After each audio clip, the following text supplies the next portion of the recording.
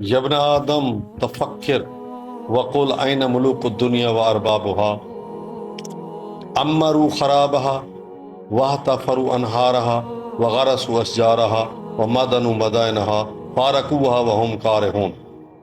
اے ابن آدم ذرا سوچو تو صحیح، غور تو کرو، دیکھو تو صحیح، کہاں ہیں وہ دنیا کے بادشاہ جو کہتے تھے پاکستان ہمارے کندھوں پر کھڑا ہے، امریکہ ہمارے کندھوں پر کھڑا ہے، وہ کیڑے مکوڑوں کی وہ خوراک بن چکے ہیں؟